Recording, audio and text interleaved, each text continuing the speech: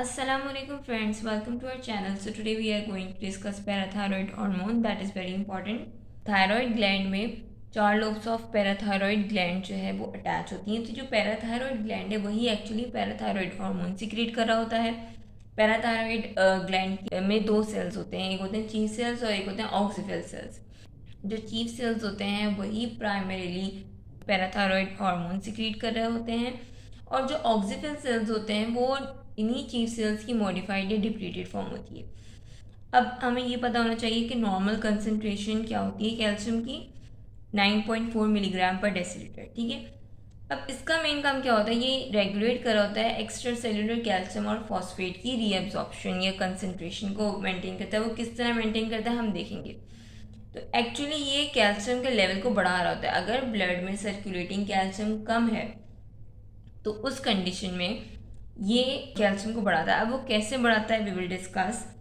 सो सबसे पहले तो पैराथायरॉयड ग्लैंड में जो उसकी सेल मेम्ब्रेन होती है सेल्स की, उनमें रिसेप्टर्स होते हैं जो कि कैल्शियम सेंसिटिव होते हैं। और वो कैल्शियम सेंसिंग रिसेप्टर्स जो है जब भी कैल्शियम लो होती है तो वो उसको डिटेक्ट करते हैं और फिर जो है पैराथायरॉयड हॉर्मोन्स रिलीज कर रहे होते हैं।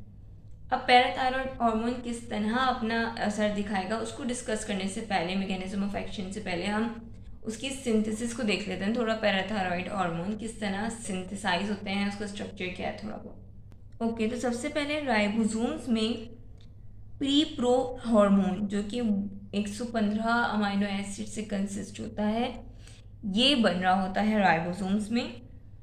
आफ्टर दैट जो है इसकी क्लेवेज होती है, सिग्नल पेप्टाइडेज एंजाइम है, वाटर के प्रेजेंस में इसकी क्लेवेज हुई और ये इनएक्टिव पेप्टाइड में एक तो डिवाइड हो गया और एक हो गया प्रो पैराथायरॉयड हार्मोन।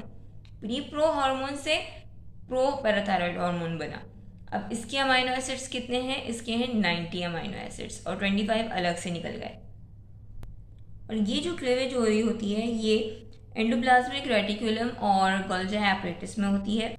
इसके बाद जो है प्रो पैराथायरॉयड हार्मोन जो है उसकी अगेन क्लेवेज हुई और क्लाइपेज बी और ट्रिप्सिन लाइक एंजाइम के प्रेजेंस में, और फिर इसने ये क्लीव किस में हो गया, इनएक्टिव पेप्टाइड हेक्सापेप्टाइड, यानी 6 अमाइनो एसिड्स अलग निकल गए और फिर हमारे पास रह गए 84 अमाइनो एसिड्स जो कि मेन पैराथायरॉयड हार्मोन है।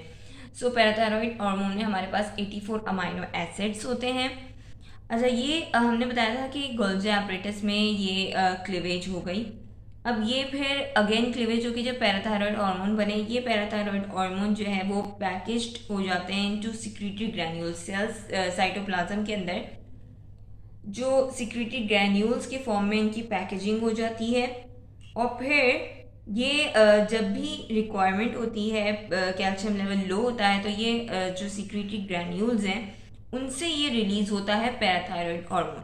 और अगर ज़रूरत नहीं है तो फिर जो स्टोर्ड ग्रैन्यूल्स के अंदर पैराथायरॉयड हार्मोन है ये जो है इसकी डिप्लीशन हो जाती है, ये डिग्रेड हो जाता है। और ये कब हो रहा होता है, जब कैल्शियम का लेवल ब्लड में लो होता है, ये साइक्लिक एएमपी बढ़ा हुआ होता है। अब हम जरा मैकेनिज्म ऑफ एक्शन को डिस्कस कर लेते हैं। अच्छा, ये जो पैराथायरॉयड हार्मोन है ये अपना इफेक्ट दे रहा होता है मेनली बोन्स की सेल पे, रीनल ट्यूब्यूल्स पे और इंटेस्टाइन पे। तो सबसे पहले तो बोन सेल्स और किडनी और इंटेस्टाइन की जो सेल्स हैं इनकी प्लाज्मा मेम्ब्रेन पे स्पेसिफिक रिसेप्टर्स होते हैं। ठीक है, इनकी प्लाज्मा मेम्ब्रेन है उस पर स्पेसिफिक रिसेप्टर होते हैं जिससे आके ये अटैच होता है और बाइंड होता है पीटीएच। ठीक है, यहाँ पे पीटीएच आकर बाइंड हो जाता है। This is the plasma membrane of these cells. फिर क्या करता है, ये जब इससे आके बाइंड हुआ स्पेसिफिक रिसेप्टर से, फिर ये एक्टिवेट करवाता है एडेनाइल साइक्लेज को। ठीक है, इसने एडेनाइल साइक्लेज को एक्टिवेट करवाया जो कि फिर बनवा रहा होता है सेल में साइक्लिक एएमपी। ठीक है, तो पैराथायरॉयड हार्मोन जो है ये साइक्लिक एएमपी बना रहा होता है जो कि अगेन ये एक सेकेंडरी मैसेंजर के तौर पे एक्ट कर रहा होता है।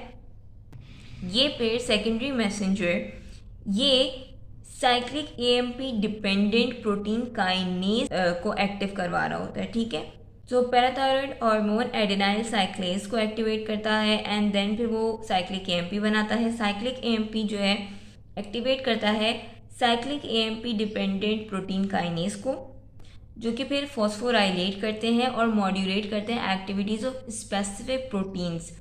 बोन्स में और किडनी में स्पेसिफिक प्रोटीन की एक्टिविटी को ये मॉड्यूलेट कर रहा होता है। सो ये इसका मैकेनिज्म ऑफ एक्शन है। अब हम इसके फंक्शन को डिस्कस कर लेते हैं।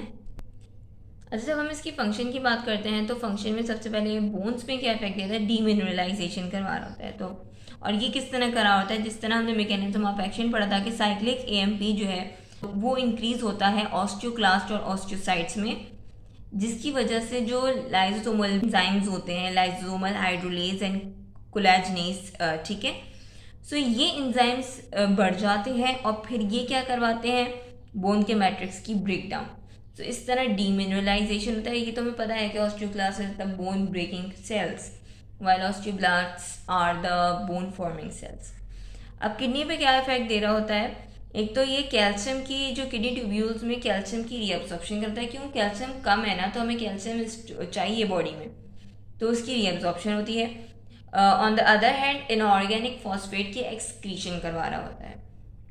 बाकी ये क्या करवाता है, विटामिन डी की एक्टिवेशन। हमें पता है कि विटामिन डी एक्टिवेट होता है किडनी में 25 हाइड्रोक्सी कैल्सिफेरॉल से ये कन्वर्ट होता है in the presence of enzyme alpha 1 hydroxylase to active form, जो कि है 125 डाईहाइड्रोक्सी कॉलीकैल्सिफेरॉल। तो अब उसकी अगेन ये इसको एक्टिवेट करवाएगा तो उसकी कन्वर्जन बढ़ेगी और एक्टिव फॉर्म बनेगा, तो एक्टिवेट कराता है विटामिन डी की सिंथेसिस। बाकी इसकी विटामिन डी की वजह से फिर क्या होगा, इंटेस्टिनल और रीनल कैल्शियम रीएब्जॉर्प्शन बढ़ेगी। अगेन कैल्शियम को ये रीएब्जॉर्ब करा रहा है क्योंकि इसका फंक्शन यही है। बाकी के इनहिबिट करा रहा होता है ट्रांसमेम्ब्रेन ट्रांसपोर्ट ऑफ पोटेशियम और bicarbonate. After that last action ये दे रहा होता है इंटेस्टीन पे। ये डायरेक्ट एक्शन इंटेस्टीन पे नहीं देता क्योंकि उसके कोई रिसेप्टर्स नहीं होते इंटेस्टिनल म्यूकोसा सेल्स पे। ये क्या कर रहा होता है, जो विटामिन डी इसने किडनी से प्रोड्यूस करवाया है उसकी वजह से फिर इंटेस्टीन में ये यही रोल दे रहा होता है, विटामिन डी कैल्शियम की और फॉस्फेट की रीअब्जॉर्प्शन करा रहा होता है। So this is about the function. अच्छा, इसकी नेक्स्ट वीडियो में हम थोड़ा सा डिस्कस कर लेंगे इसके जो हाइपर और हाइपोपैराथायरॉयडिज्म की कंडीशन को, ज़रा सी होगी वो वीडियो, तो आप उसको भी देख लीजिएगा। Hope you like this video, kindly subscribe to our channel. Thank you so much.